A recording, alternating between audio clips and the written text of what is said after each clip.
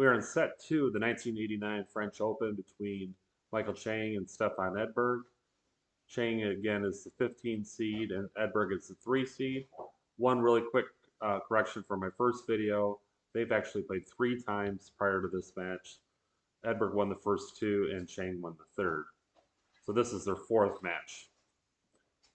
Chang again easily won the first set 6-1. One statistic to come out of that set during the second set was that Edberg first serve percentage was 47%. So this net started off kind of like the first set ended. Edberg had started playing better. They traded holds for the first 4 games, both of them playing very well.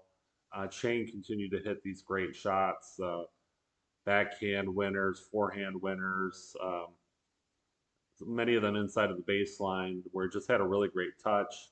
And then Edberg was starting to play more classic Edberg style with the serve and volley, a much better first serve, and hitting some really good backhands and forehands too. But the backhand was definitely his better shot.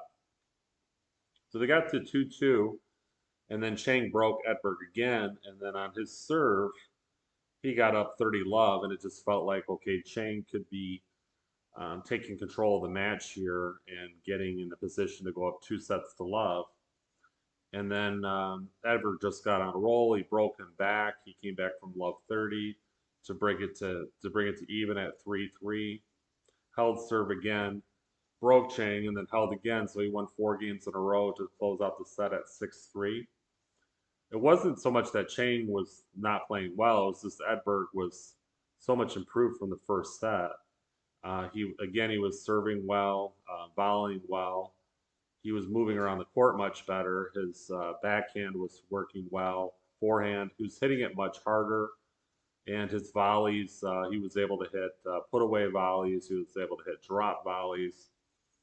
Played some good defense.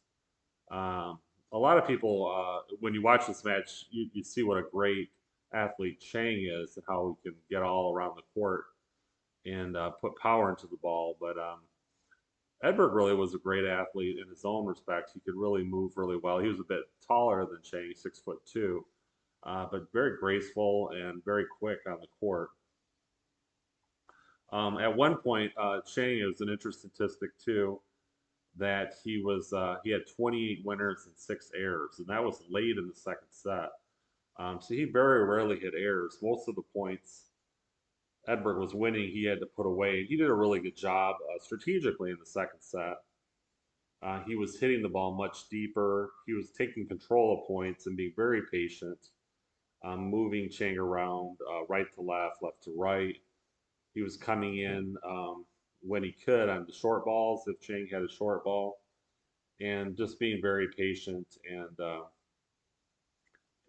playing within himself. He wasn't trying to hit any shots that he couldn't hit, but when the time came for him to pull the trigger and hit a winner or come up and hit a volley, he could definitely do it. So very fun match to watch because the first set we got to see kind of like peak Chang, and the second set we got to see like peak Edberg. So we got to see them both playing at their best. So it'll be interesting to see what happens in the next sets, in case they both kind of hit their peak at the same time, or will they both kind of fade a little bit? It'll be interesting to see. It is 92 degrees, they said, on the court in France, and it's humid. So it's definitely not a comfortable day there, but it's a very well played match between 2 players, a serve and volley player, and then another kind of a baseline player, but an all-court player in Chang. So it's really fun to watch this exchange that they have and the points that get drawn out. Great to see two champion type players playing each other on a great stage. So definitely we'll look forward to set 3. Right now we're tied at 1 set apiece.